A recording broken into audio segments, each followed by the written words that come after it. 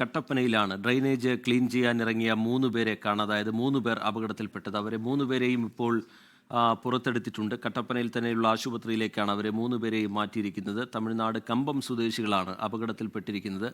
ആദ്യം ഒരാൾ അപകടത്തിൽപ്പെട്ടു, പിന്നീട് അയാളെ കാണാനില്ല എന്ന് കണ്ടതോടുകൂടി മറ്റു 2 തൊഴിലാളികൾ കൂടി ഈ ഓടയിലേക്ക് ഡ്രെയിനേജിലേക്ക് ഇറങ്ങുകയായിരുന്നു. അങ്ങനെയാണ് ഈ 3 പേരെയും കാണാതാവുന്നത്.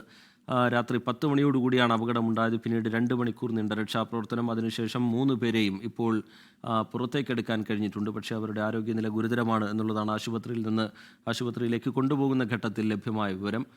ഇനി അറിയേണ്ടത് പ്രധാനമായും ആശുപത്രിയിൽ നിന്നുള്ള വിവരങ്ങളാണ്. എന്താണ് അവരുടെ ആരോഗ്യനില എന്നത് സംബന്ധിച്ചുള്ള വിവരങ്ങളാണ് അറിയേണ്ടത്. എന്തായാലും 3 പേരെയും പുറത്തെടുക്കാൻ കഴിഞ്ഞിട്ടുണ്ട്. 10 മണിയോടുകൂടിയാണ് ഇങ്ങനൊരു അപകടമുണ്ടായത്. നാട്ടുകാരുടെ നേതൃത്വത്തിൽ, ഫയർഫോഴ്സിൻ്റെ നേതൃത്വത്തിലൊക്കെ അവിടെ രക്ഷാപ്രവർത്തനം നടക്കുകയായിരുന്നു. JCB അടക്കം എത്തിച്ച് അവിടെ നിന്ന് സ്ലാബ് നീക്കി അതിനകത്തേക്ക് ഫയർഫോഴ്സ് ഉദ്യോഗസ്ഥർ ഇറങ്ങി വലയിലാക്കി അവരെ 3 പേരെയും പുറത്തേക്ക് എത്തിക്കുന്ന കാഴ്ചയാണ് കഴിഞ്ഞ മണിക്കൂറുകളിൽ കണ്ടത്. എന്താണ് ഈ അപകടത്തിന് കാരണമായത് എന്നത് സംബന്ധിച്ചടക്കമുള്ള അന്വേഷണങ്ങളിലേക്ക് ഇനി കടക്കേണ്ടതുണ്ട്. തമിഴ്നാട്ടിൽ നിന്നുള്ള കമ്പത്ത് നിന്നുള്ള തൊഴിലാളികളാണ് അപകടത്തിൽപ്പെട്ടിരിക്കുന്നത്. രാഹുൽ വിജയൻ വിവരങ്ങളുമായി ചേരുന്നുണ്ട്. രാഹുൽ, നേരത്തെ ഇവരെ പുറത്തെടുത്ത ഉടനെ ആശുപത്രിയിലേക്ക് കൊണ്ടുപോകുന്നതിന് വേണ്ടി ആംബുലൻസുകളടക്കം എല്ലാ ക്രമീകരണങ്ങളും അവിടെ സജ്ജമാക്കിയിരുന്നു.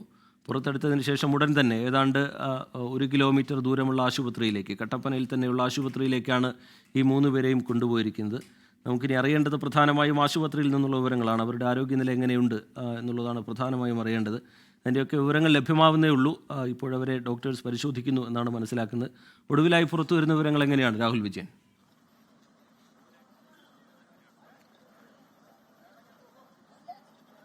റിജിത്ത്, എന്തായാലും 3 പേരുടെയും നില അതീവ ഗുരുതരം തന്നെ എന്ന് തന്നെയാണ് ഈ ഘട്ടത്തിൽ പറയാനുള്ളത്. ഡോക്ടർമാരുടെ ഒരു വിശദീകരണം ലഭ്യമായതിനു ശേഷമേ കൂടുതൽ കാര്യങ്ങൾ പറയാൻ സാധിക്കുകയുള്ളൂ. എന്തായാലും ഈ ക്ലീനിങ് പ്രോസസ്സുമായി ബന്ധപ്പെട്ട് ഇവിടെ ഗുരുതരമായിട്ടുള്ള ഒരു സുരക്ഷാ വീഴ്ച ഉണ്ടായിട്ടുണ്ട് എന്നുള്ളതാണ് നാട്ടുകാർ പ്രധാനമായും ആരോപിക്കുന്നത്. ചേട്ടാ, ഇവിടെ ഈ സുരക്ഷാ മാനദണ്ഡങ്ങളൊന്നും പാലിച്ചില്ല എന്നുള്ളതാണോ? ഇത് ഞങ്ങൾ ഈ സംഭവം ഉണ്ടായ സമയത്ത് തന്നെ ഞങ്ങൾ ഇവിടെ എത്തിച്ചേർന്നാണ്.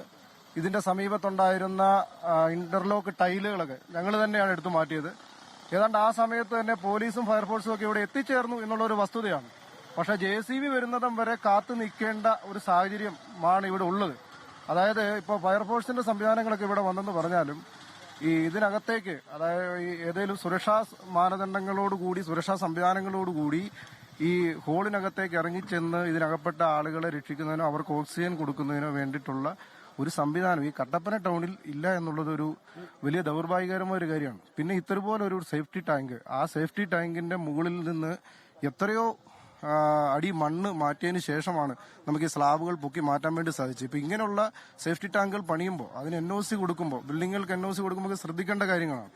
ഇപ്പൊ ഇത്തരത്തിലൊരു അപകടം സംഭവിച്ചാൽ പെട്ടെന്നൊരു രക്ഷാപ്രവർത്തനം നടത്താനോ പെട്ടെന്ന് ആധുനികമായിട്ടുള്ള എക്യുപ്മെന്റ്സുകൾ കൊണ്ടുവന്ന് ഇത് ആളുകളെ രക്ഷിക്കാനോ വേണ്ടിയിട്ടുള്ള ഒരു സംവിധാനം ഇല്ല എന്നുള്ളതൊരു വളരെ ഖേദകരമായ ഒരു സാഹചര്യമാണ്. കുറച്ച് ജനങ്ങൾ താമസിക്കുന്ന ഒരു ചെറിയൊരു പട്ടണമാണ്, ഒരു നഗരസഭയാണ് കട്ടപ്പന മുനിസിപ്പാലിറ്റി. ഈ മുനിസിപ്പാലിറ്റിയിൽ ഇങ്ങനെ ഒരു 3 പേര് വളരെ ദാരുണമായിട്ട് ഇങ്ങനെ മരണപ്പെടുക എന്ന് പറഞ്ഞാൽ തികച്ചും ഗുരുതരമായിട്ടുള്ള അനുഭവമാണ് ഇവിടെ മുനിസിപ്പാലിറ്റി ഭരിക്കുന്ന ആളുകളുടെ ഭാഗത്തുണ്ടായിട്ടുള്ളത്. കാരണം നമുക്കറിയാം, മറ്റ് പല സംസ്ഥാനങ്ങളിലും അല്ലെങ്കിൽ പല മെട്രോപൊളിറ്റൻ സിറ്റികളിൽ പോലും ഇങ്ങനൊരു ദാരുണമായിട്ടുള്ള ദുരന്തം ഉണ്ടായിട്ടില്ല. കാരണം ഇത് വളരെ തികച്ചും ദാരുണമായിട്ടുള്ള രീതിയിലുള്ള അനധികൃതമായിട്ടുള്ള ഇത്തരത്തിലുള്ള നിർമ്മാണ പ്രവർത്തനങ്ങൾ, ഓട നിർമ്മാണങ്ങളായിട്ട് ബന്ധപ്പെട്ടൊക്കെ മുനിസിപ്പാലിറ്റി നൽകുന്ന അതിന്റെ ഭാഗമായിട്ടാണ് ഇത്തരത്തിലുള്ള ദാരുണമായിട്ടുള്ള സംഭവം ഉണ്ടായിട്ടുള്ളത്.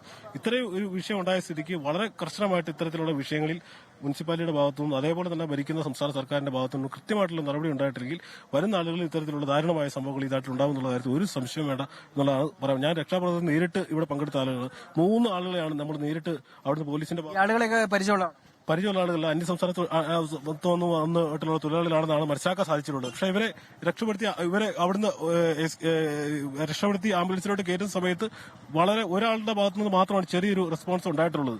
ബാക്കി 2 പേരുടെ കാര്യത്തിലും വളരെ ദാരുണമായിട്ടുള്ള സാഹചര്യമാണ്. അതിനെക്കുറിച്ച് എനിക്ക് വിവരിക്കാൻ സാധിക്കുന്നില്ല.